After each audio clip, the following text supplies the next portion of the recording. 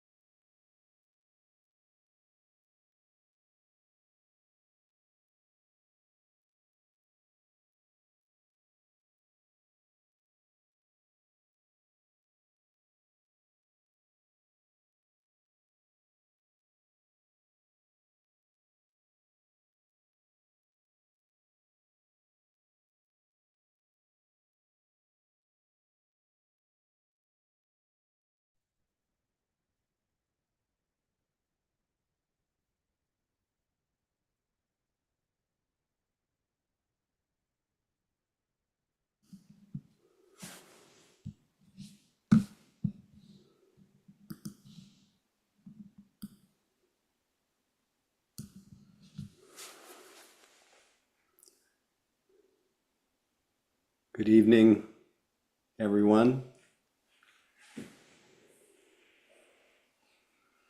Excited to sit with you. Wait for a minute or so.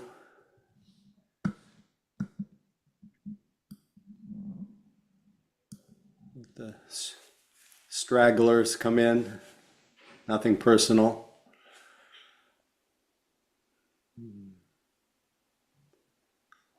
Allow as many people who are willing to turn on their camera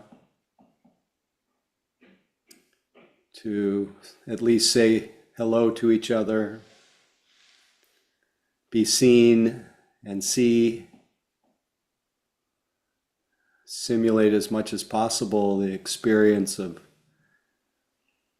being together, not just observing.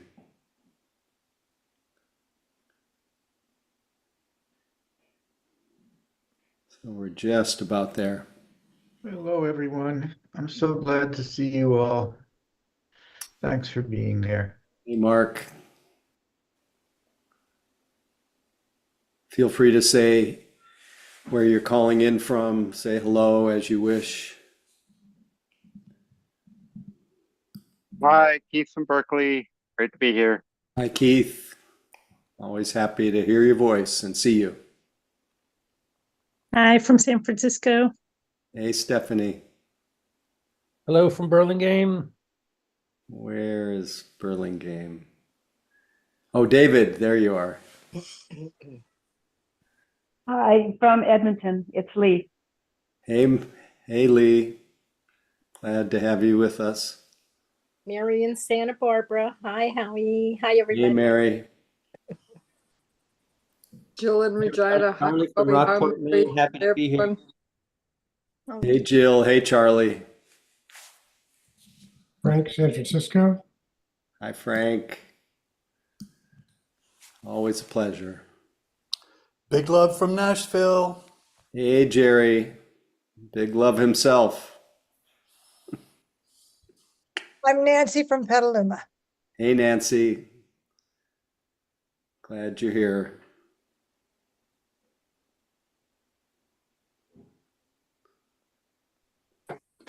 Okay. Dan from San Rafael.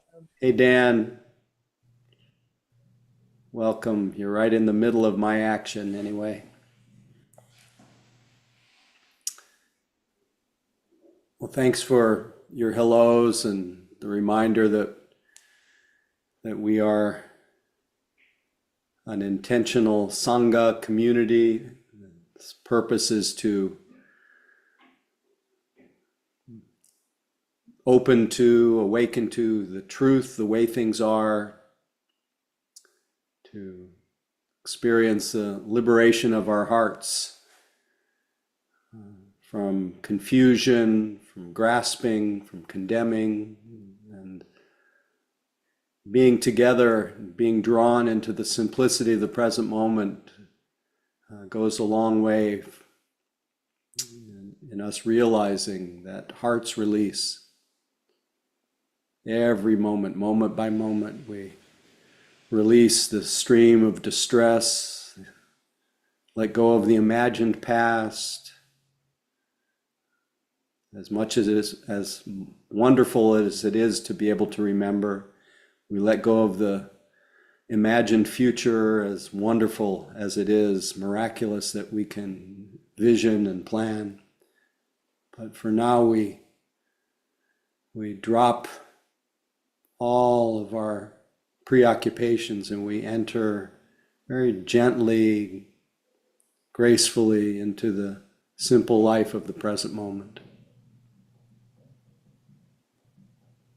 Recover in this complicated, suffering world, recover the natural peace and ease that is the natural peace and ease of our nature.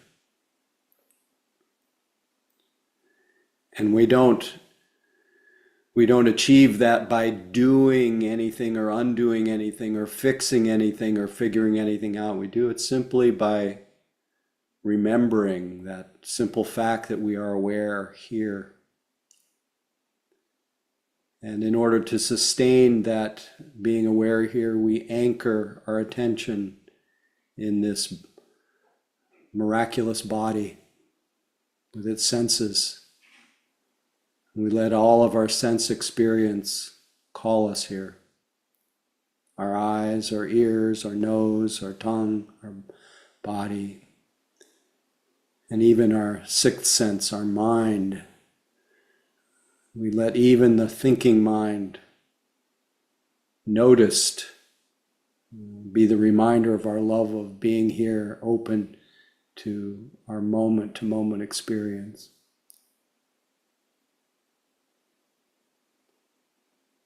But as a way of gathering and sustaining this attention,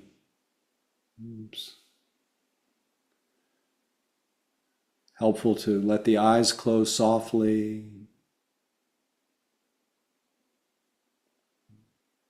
Let the felt experience of our physical body light up in our awareness so that we move beyond the idea of a body and we just feel that elemental experience of sensation. We feel the contact, the rear on the cushion or chair. And we discover the earth element, the heaviness, the hardness. We feel the shape or cohesion of the sitting body. This is the water element, without which this body becomes dust. We feel the temperature, which is the fire element. We feel the expanding and contracting sign of the air element. Feel the vibration, the pulsing, the sign that consciousness is animating this body. And just staying here for a few moments, the body begins to calm, mind begins to settle. In that settling, we can much more easily feel and enjoy the body's experience of its own breathing.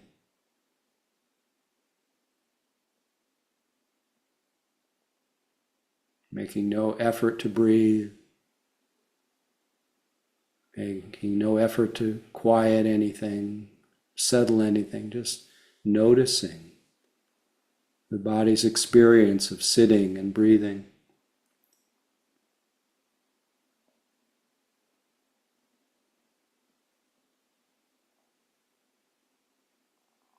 Just this breath, just this moment, just this sitting body.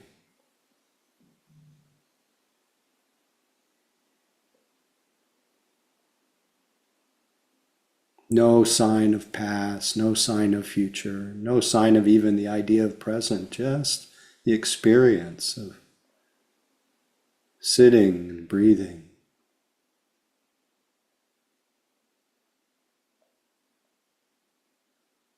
Having the idea of our body melt away and just feeling sensations, breath by breath.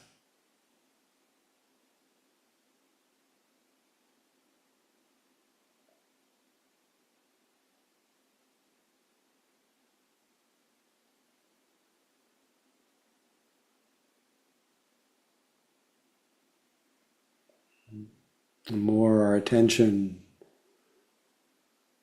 stays connected to our body, the more we feel the byproducts, the calming, the greater accessibility to all the senses and sounds. We let them come and go. We're able to feel the moods, the internal weather as it rolls through our body. More easily able to notice the thoughts and images. Everything made possible by the simple experience of embodied awareness.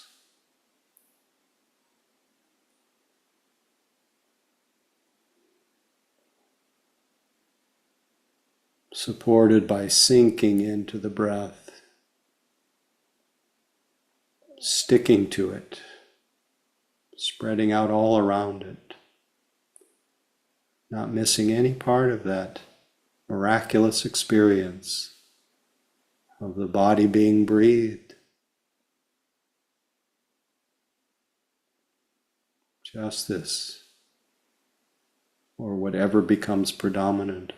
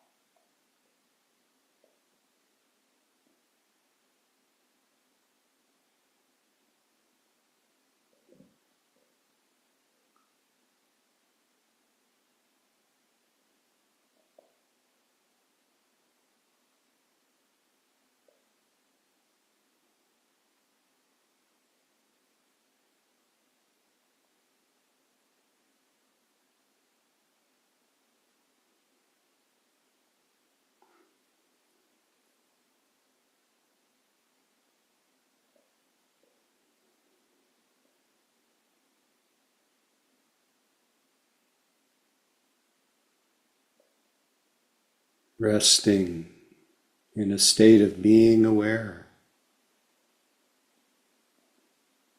supported by the body and breath.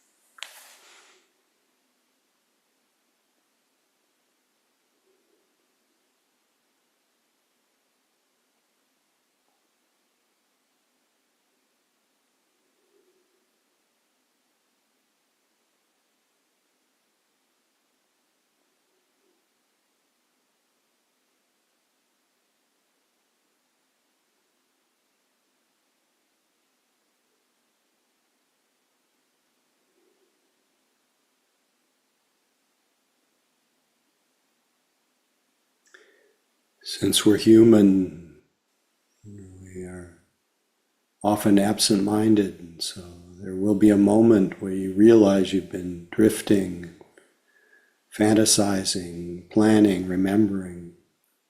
That's a moment of mindfulness, re-arising. So celebrate, relax.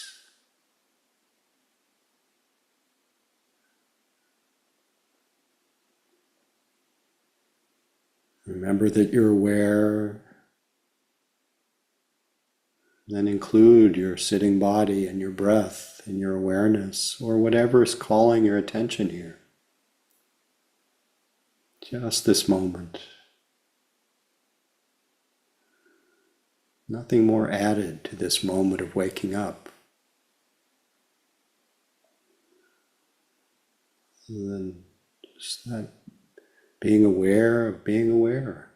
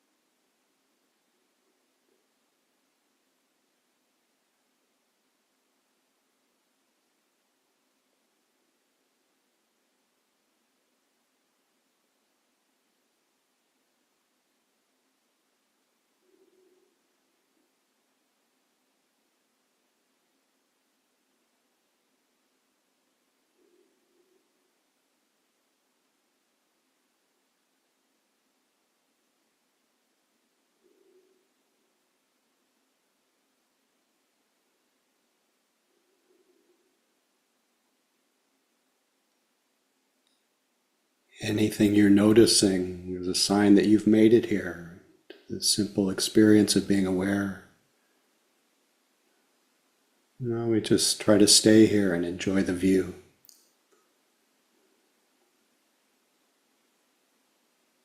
Pleasant, the unpleasant, neither pleasant or unpleasant, all equal in the light of awareness. Just be aware, supported by the body and breath.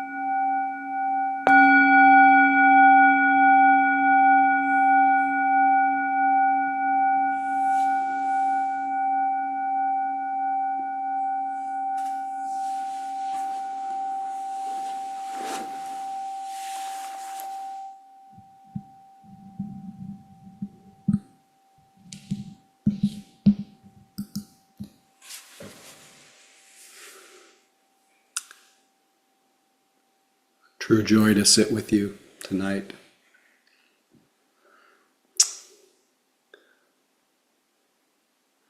I think we had a passing of the baton. Catherine, are you the co-host tonight? Thank you. Mary, thanks for starting us out.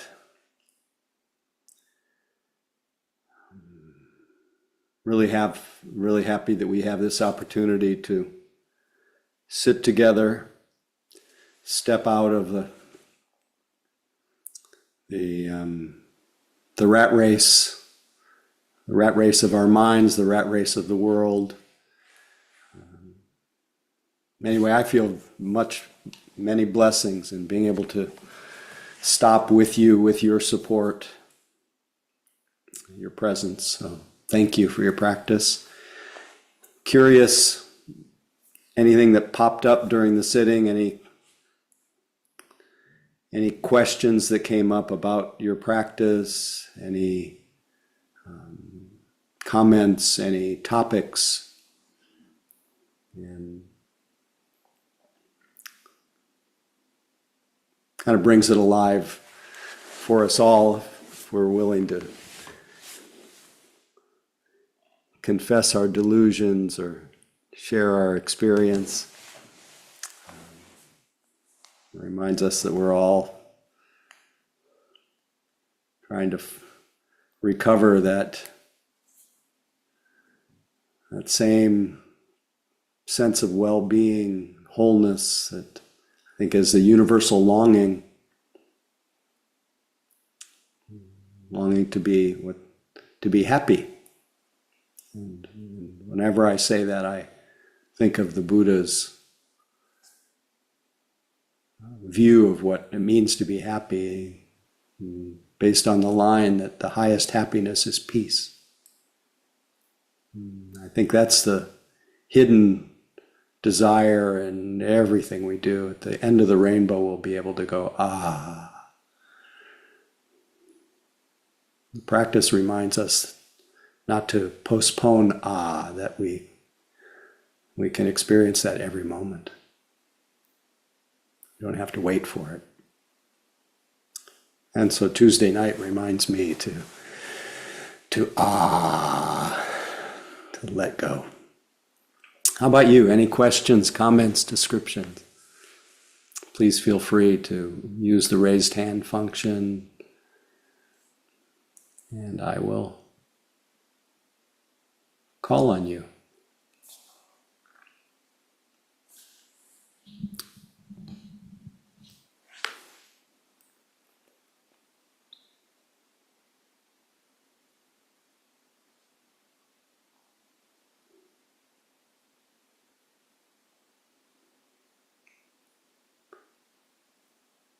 We'll see whether it's a matter of no one having anything that they want to speak about, or they haven't figured out how to find the raised hand function. I think we probably all know by now the raised hand function is under reactions at the middle lower part of your screen, should you care to use it. Yeah. Now it's entitled on my software, it's entitled React. Keith, please feel free. So I wanted to share, for whatever reason on this particular sit, I was really able to, as you were talking about, feel and be interested in what is the feeling of different parts of the body, and like that would my mind would shift to different parts, and I could try to, if it started to shift off of something, I'd pick some part. Okay. But at some point I felt like it turned into an intellectual game of, okay, now I need to figure out what part I'm going to pay attention to, because I've done this for a little while, and like, I mean, not that it's getting boring, but like the intellectual part kicks in, and I was just wondering if you have a thought or, I don't know, reflection on how to basically it's like maintaining the natural energy or natural wonder in what is here. That's a beautiful question. Well, two things I think support that that came to mind when you were speaking is one, to keep it very simple, and that's an acquired taste, simplicity, as our mind is habituated to complicating, to elaborating, proliferating, complicating. So keep it simple is the first one. And then to treat the intellectual impulse as just another object of meditation. Because the intellectual impulse is in some ways, it's one of the forms that Mara takes. Mara is that part of us that wants to keep us distracted in a way. So Mara will take the form of not getting you to do anything harmful other than kind of leave simplicity, leave the wonder of just the fact that we're aware for some kind of modeling that goes on in our mind, formulating some kind of creative process, which is also interesting. So rather than stopping that, we just notice, oh, there it is. And isn't that interesting how that presents itself? And then part of the wonder is, how did that happen? Where's the connection? And you start to see how one thing leads to another, and then out of that, one discovers the whole chain of causality. And then it's possible, if that's treated just as another thing to notice, it starts to take the same shape as a sound. Intellectual impulse, hearing, breathing, aching, heart, joy, all equal in the light of awareness. So simplicity, and then treating that impulse as the next thing that popped up, which is the real, what I'm celebrating, or what the practice celebrates, is the fact that you notice that, not something that anything needs to be done about it. And again, when I think of, so I'm able for physical sensations to be with the sensation, as opposed, well, at times I am able to be with the sensation rather than being, oh, that's my hand tingling, So, like, yeah. so it's being with the sensations. When you are with the thoughts, is that do you essentially bring a similar perspective to this, that wow, it's just a thought, like I'm feeling a sensation, I'm feeling a The thought. thinking mind is thinking. That's all. Okay. Mindfulness has really no interest in figuring that out. Its only function is to know what the presently arising experience is, and then see how it behaves. And that's how we discover the nature of changing experience, the nature of selfless experience, how it happens all by itself, breaks through that whole pattern of thinking that says, this is me, this is mine, and just sees it as another condition. And the less personal it's taken, the more easy it is to work with it, to be with it. And then sometimes out of that may come, out of that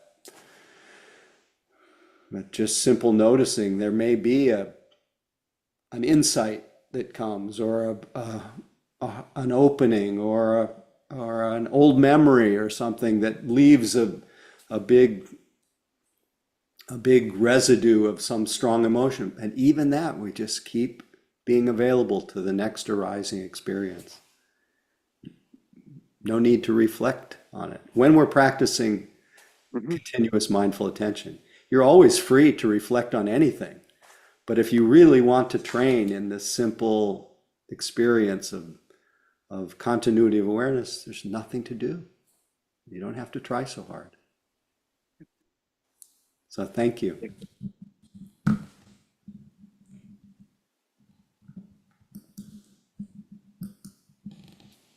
Anyone else?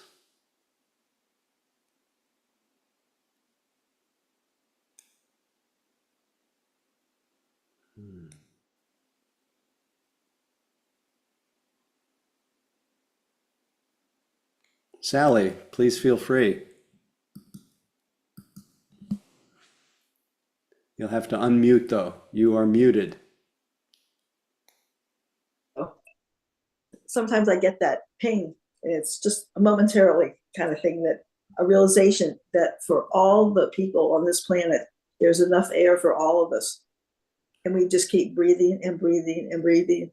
And it supports our body, like our body supports our body, like supports the air, supports our body. And it's just that ding. I mean, it's here, and I never realized it. And this week I was kind of floating on that realization. Made me feel really good. Great. Thanks for bringing it to the group. It's that sense of interbeing, interconnection, the sense of wonder of it all. And it's not, I get almost here in your tone of gratitude for what's offered. Yeah, that's what it is. Yeah. Beautiful. I feel so lucky to have found this Sangha, because I really have lived in this mission area for a long, long time. And I wanted something that was in my neighborhood, not in Marin, or, not have to drive someplace, but it was like my home Sangha. And so it was really special because, the COVID was gone. And then this just appeared. And it's been here all along during the COVID. I didn't know it. So Yes. anyway, things on a lot of levels.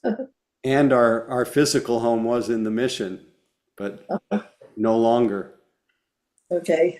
But that's how we got the name Mission Dharma. Our last home was on 15th and Julian. That's between Valencia and Mission, near 50. Yeah. Anyway, glad you're with us, and Okay. glad to hear your sense of wonder and gratitude. Yes.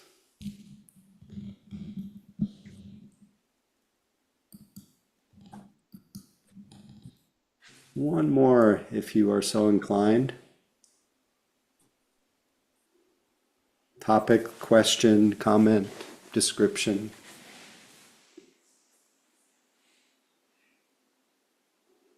Confession.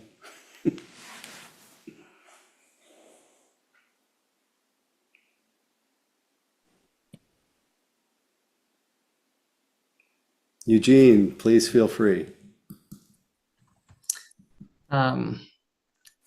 Today I noticed a sense of sleepiness. It's not something I usually experience during meditation. It's usually more of an anxiety. But the sleepiness also made me anxious. But say more about that if you don't mind. Really, in the meditation practice, sleepiness is just one of those things that we notice. If it goes unnoticed, it becomes a real hindrance to our practice. But if you notice it, it's just another state of mind. But so I'm curious, you made that point about you're anxious about that. And typically you do feel anxious when you meditate. I'm just curious about that. Yeah, I think it's sort of like waking up from the sleepiness. I was like, oh my God, I was daydreaming, but sometimes it's a sense of energetic daydreaming. I was kind of lost in a daydream, but I had the energy. I was sort of thinking proactively, but then waking up from a daydream where I was sleepy, felt like I was sleeping on the job, kind of I was like unaware, sort of like I mean, in both cases I'm unaware, but in this case, it's sort of like a dull unawareness versus like a sort of more energetic unawareness. Uh-huh. Beautiful description. I appreciate that, the clarity of that. But in general, just if sometimes we need to reframe the way we relate to that moment that we wake up. Maybe you've heard me say this or others say this before, but when our mind drifts into when we're so-called not doing what we're supposed to do, when our mind drifts, it's nobody's fault. Nobody's done anything wrong. It's just that thoughts have come, sometimes energetic, sometimes not. Thoughts have come, and mindfulness just wasn't there to rise up to notice it. And when thoughts come and mindfulness doesn't notice them, those thoughts are just bent by their nature to create a little dreamscape, an artificial world. And so while we're wandering in that world, there's nobody's wandering in that world. We're just basically dreaming. Nobody's done anything wrong. It's just the condition of mindfulness was absent long enough for the thoughts to spread out into a dreamscape. But then that moment of waking up out of that, as I keep mentioning in the sitting, that's the time to appreciate that awareness has come back online. And that is you've already, in some ways, you've already arrived at the pinnacle. That really, there's nothing more to it than that. The fact that you've awakened. And so any recrimination or judgment or should have, that's then becomes something else just to notice, which you did, which is great. But in general, you've already hit the jackpot by waking up to where you are. So I don't know how you resonate with that or not. Yeah, that That makes moment of sense to me. noticing is good news. Even if you've wandered for 20 minutes, drifted, dreamed, slept, there's nothing that can be done about that until mindfulness comes back online. So what we try to do is not personalize it. It's just a condition.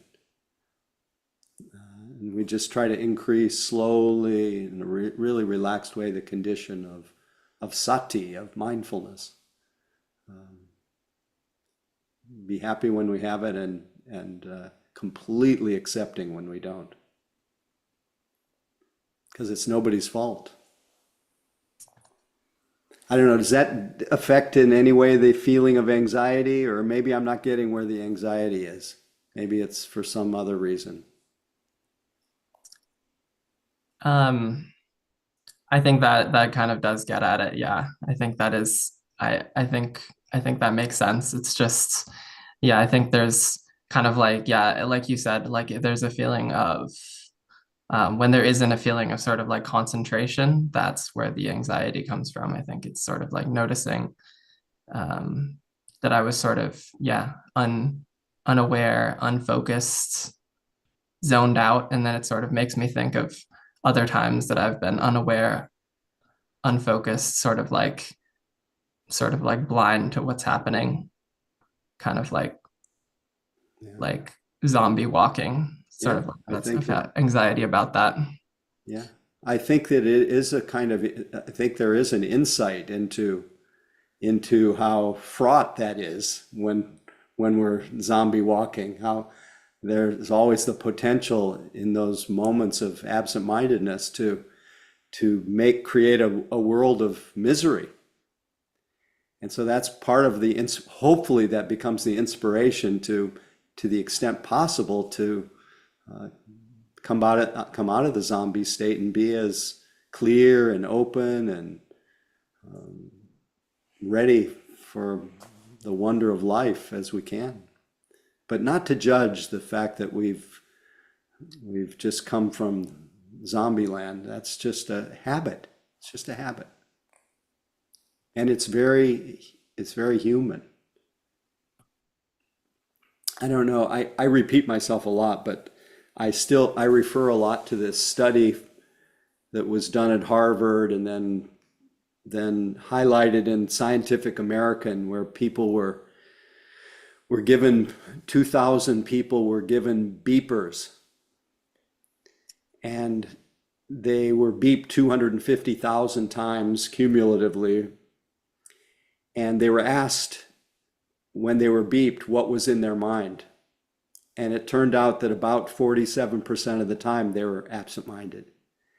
And the study suggested that the only people that have more than, that are actually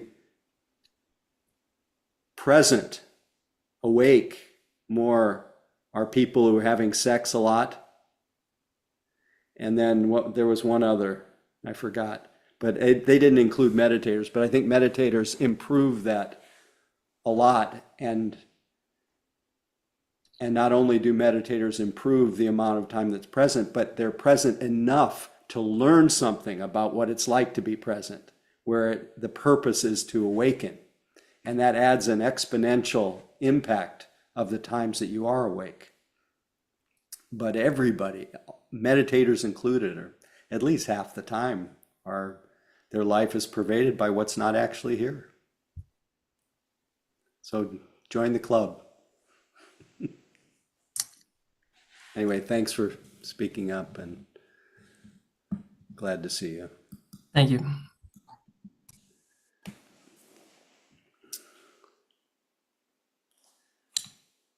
So I had so many streams running through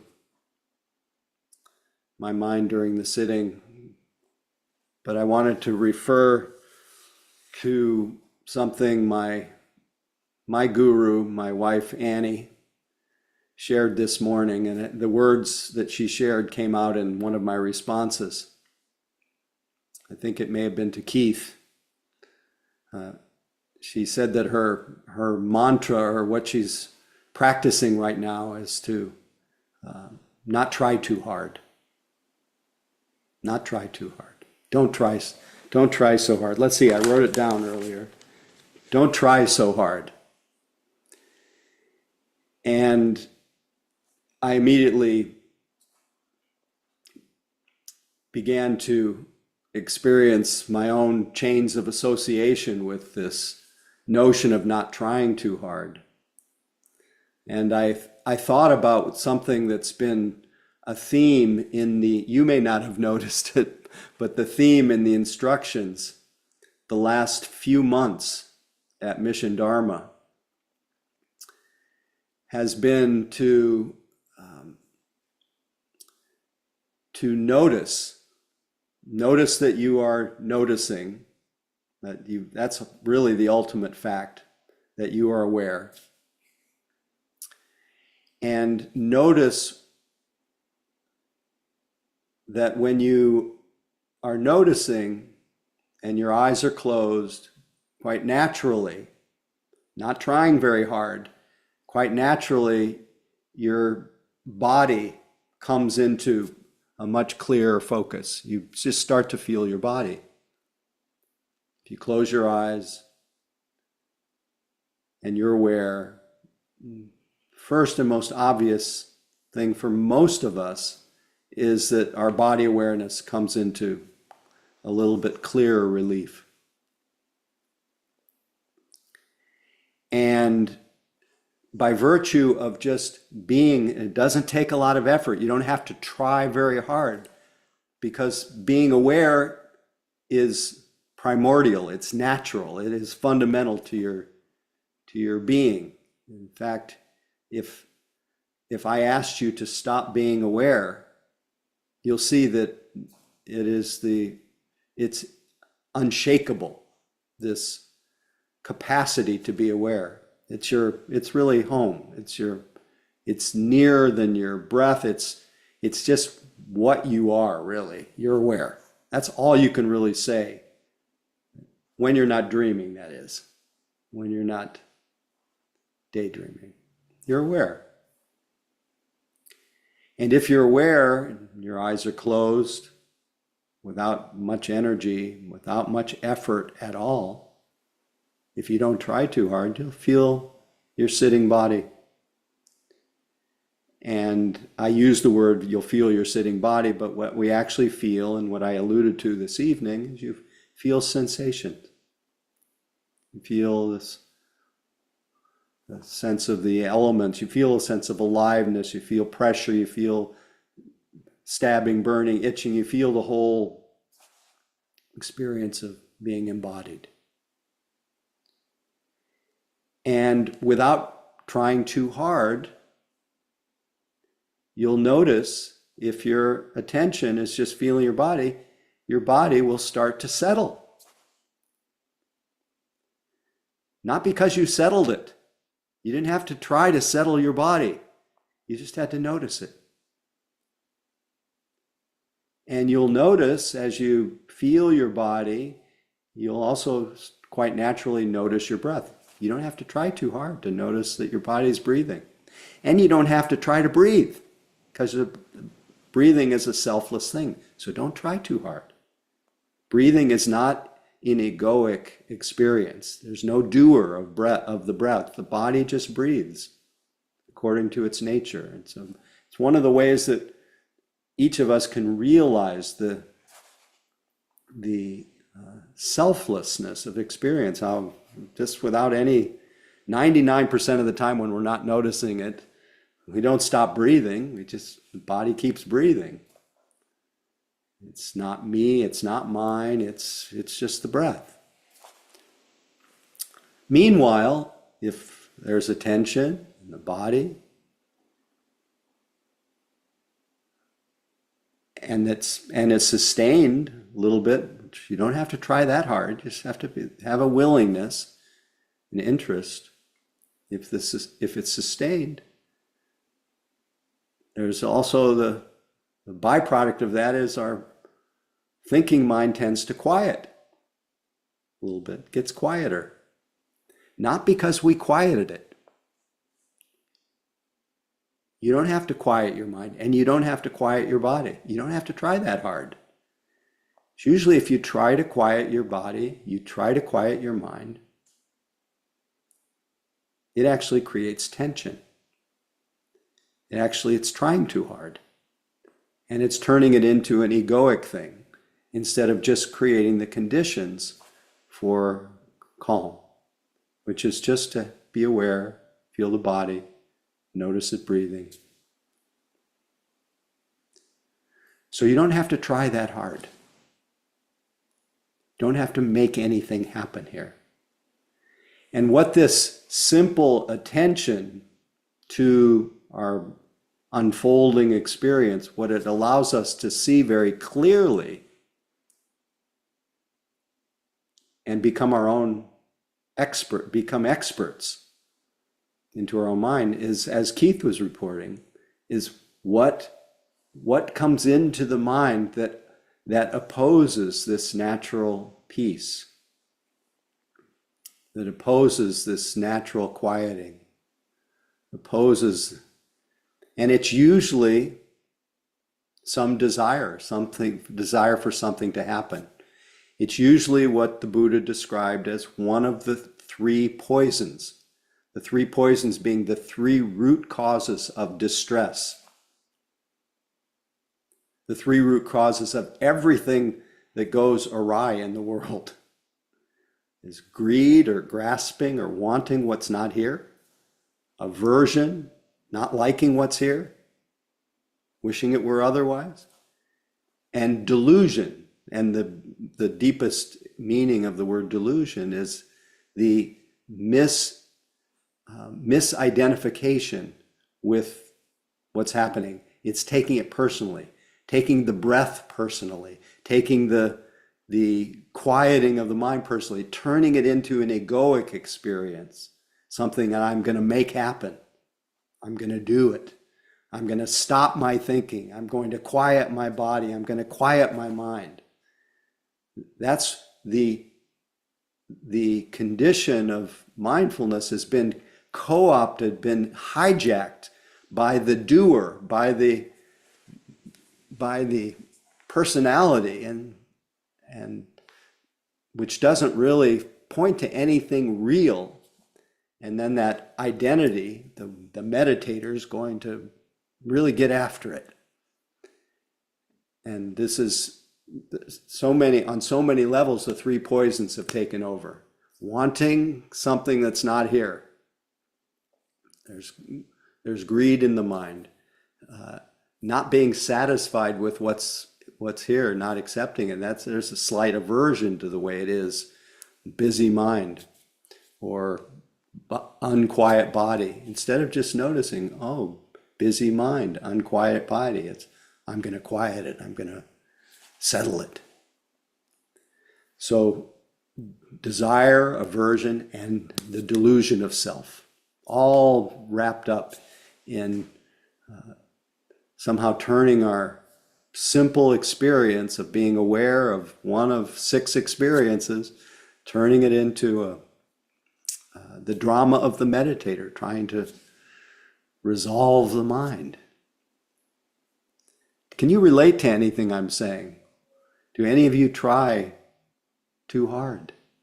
Any of you try to make something happen? Any of you try to rid yourself of anything in the practice? Any of you take it personally when things don't show up as calmly, as pleasantly as you would like them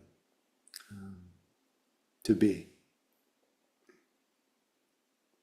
So the beauty of this simple gathering and sustaining of attention, just the simple attention, which is just utilizing what's so natural to us and having that attention be in the same place as our body, that simplicity and the general quiet that flows from that, not because you did it, it allows us to see very clearly these different poisons in the mind. And it allows us to see clearly what would be helpful to help us establish this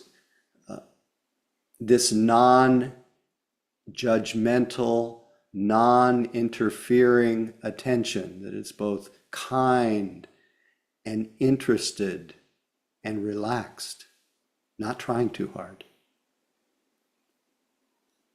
So the attempt to just simply be present allows us to see, and this is where studying the teachings is kind of useful. It allows us to see what kinds of just little micro adjustments can be made so that we can return to that natural experience of being aware. And what I'm referring to is noticing what are the factors of enlightenment? What are the factors of an enlightened view of reality, a mind that's open and free and not complicating, not trying too hard, that's easeful, all the expressions of awakened consciousness, that's kind. What are the qualities that support that, and what are the qualities that oppose it? So the simplest place to enter into that world of the 7 factors of enlightenment as they're manifesting in your moment-to-moment experience anytime, anywhere, is you'll notice if there's, actually I brought a little template, if I can find it. This is from a sutra from the Buddha, it's from the Fire Discourse.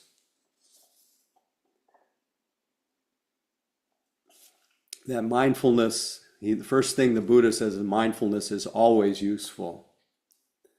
But he says to notice when your mind is sluggish, Eugene, when the mind is sluggish, one should develop the enlightenment factor of investigation.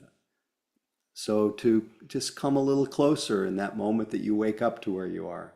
No room at that point for any kind of judgment. That's all extra. That's trying too hard, trying to get it right. It's simply come a little closer. Investigation would mean to, for example, if you feel the body, is to rub your attention against the body, to stick to it, just feel it, sustain it a little bit more. See what happens to your experience as it's being noticed. That's the investigation of the Dharma. Then do little micro adjustments that help to arouse energy. You might take a precise posture. You might open your eyes really wide and take in the light. You might reflect even for a few moments of why you're practicing. It's not to become a great meditator. It's just to be free. It's to be able to rest in the middle of life and be available, be responsive to the suffering of your own mind and in the suffering of the people around you. It's to be able to come out of the tangle of confusion.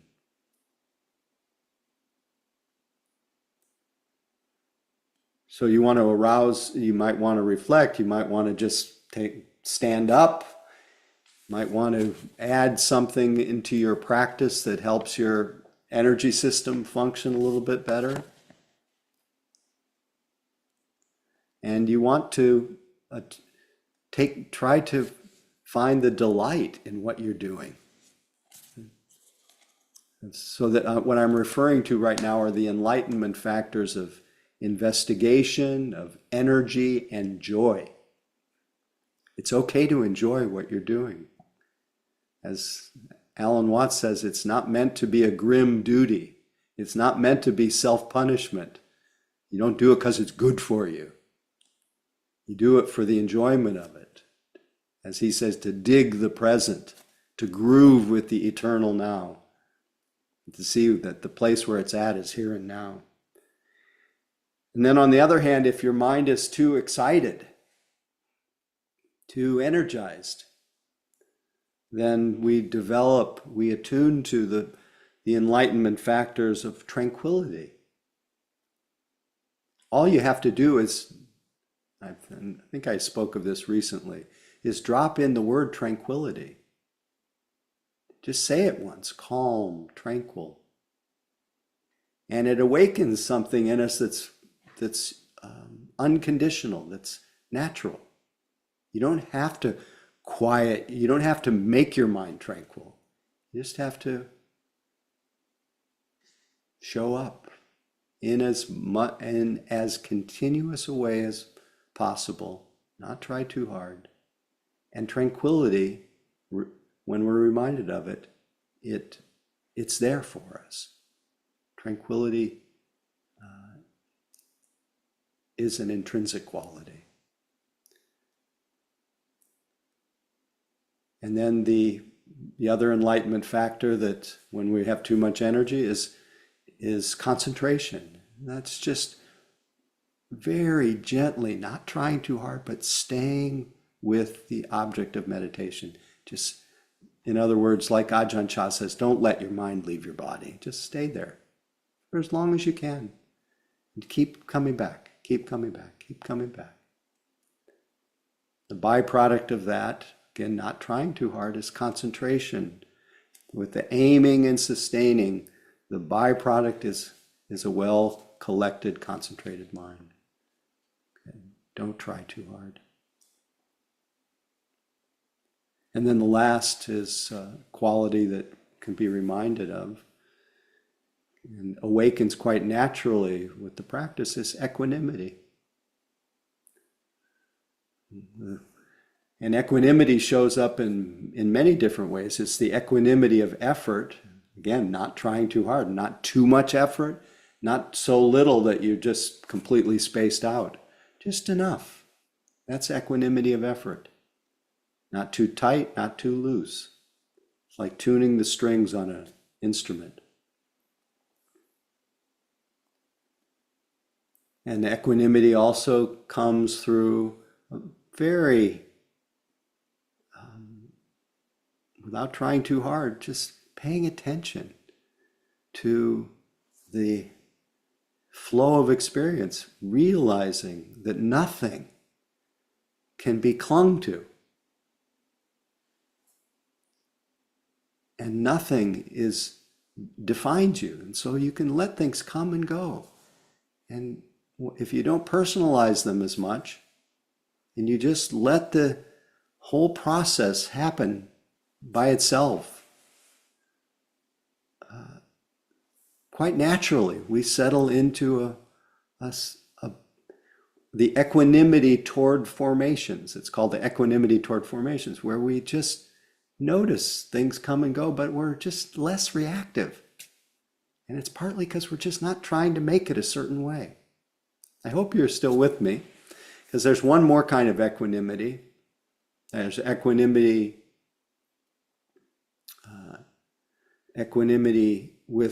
toward the sense basis, the balance in when you just see something, balance when you hear something, balance when you smell something, balance when you taste something, balance when you feel something in the body. It's the equanimity toward the sense basis. But then there's the equanimity of mind that is just the natural fruit of seeing over and over that nothing whatsoever can be clung to as me, as mine. And the Buddha said, if says this nothing whatsoever should be clung to as I or mine, the byproduct is equanimity. But he says nothing whatsoever should be clung to as I, me, or mine. Whoever's heard this has heard the entire teaching.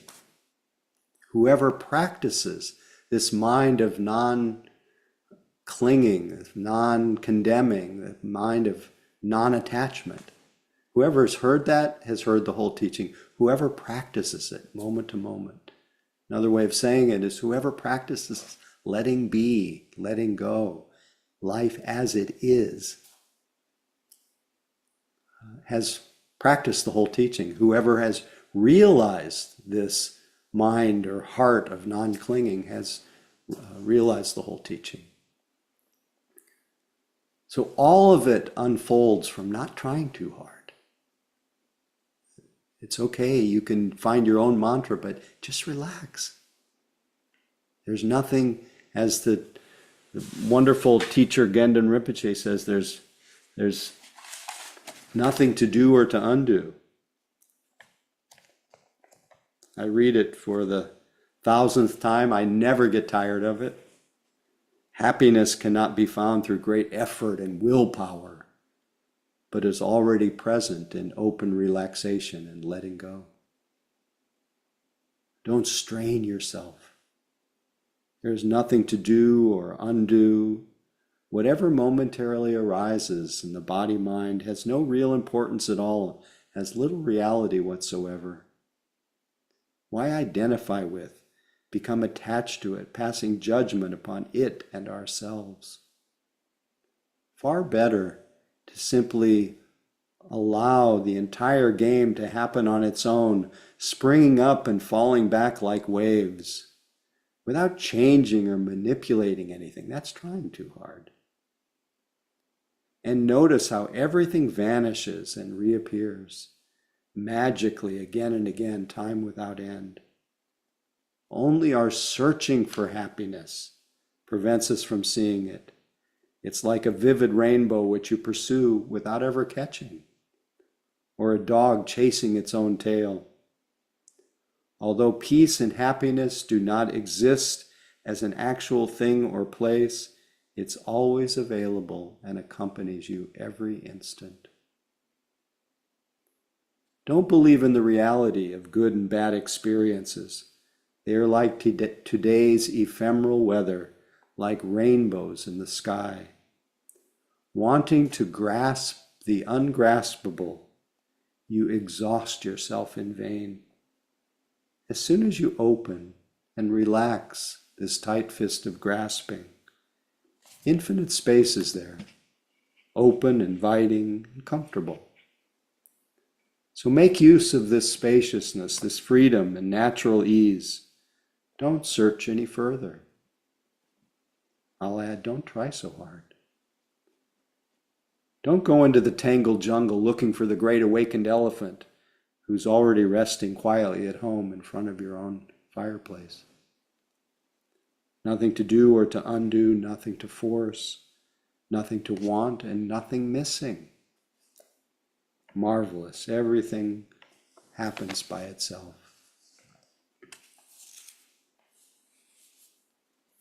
So don't try too hard. And at least I can say for myself that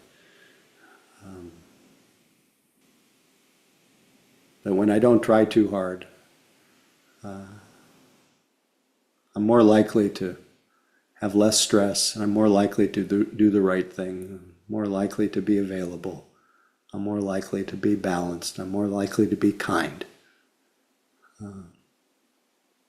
More likely to be quiet. And I don't have to travel for that experience. I just have to be aware and have my attention connected to this body and its senses. To me, it's a real antidote for the mind stresses of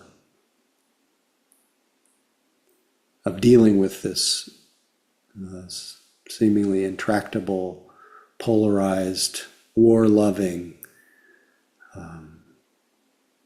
reactive world. This is radical social action. Somebody's got to do it.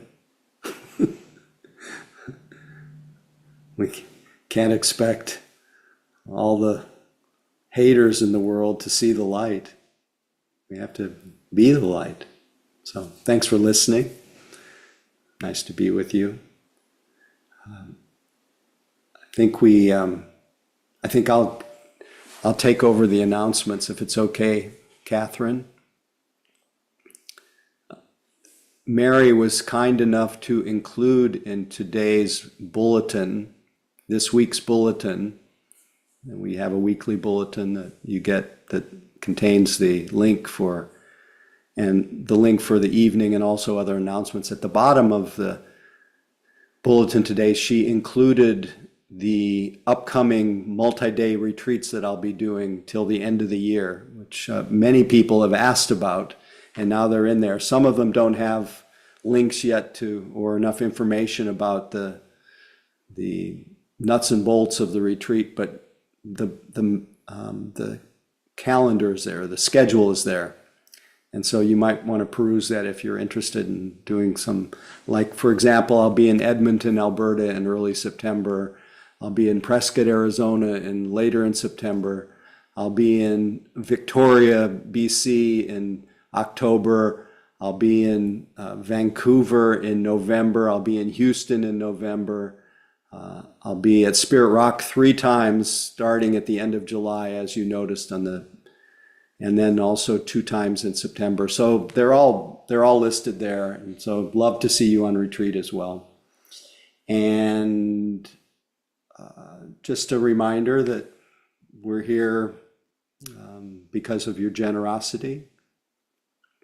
And I will be able to be with the next group or you next week if we continue the process of giving and receiving. And your part of it, at least, is, of course, giving your presence is an act of dana, of generosity, but also giving financial support allows me to keep doing what I'm doing and allows us to keep meeting and allows Mission Dharma to do what needs to be done for us to keep going. So thanks in advance for your generosity. And I'm sure all the different ways that you can offer Donna are included, maybe not. I will put them there now. Okay, they may be in the chat or they should be in the bulletin, and they're also on our website as well. So anyway, great to be with you. Please feel free to unmute and say good night, and then I'll hit the gong. Good night. Good night, everyone. Thank you, Howie. Pleasure. Thank you, Howie. Good Good night, everyone. Thank you, Howie. Thanks for Good being night. here. Night, everyone. Night. Thank you, Hal. night. Thank you. Don't Good try night, too everyone. hard. Thank you Don't try Thank too you. hard. for being here. Florida won.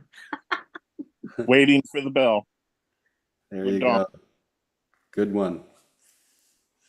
Thanks, Catherine. Are you still there? I'm still here. Okay. Good night, everyone.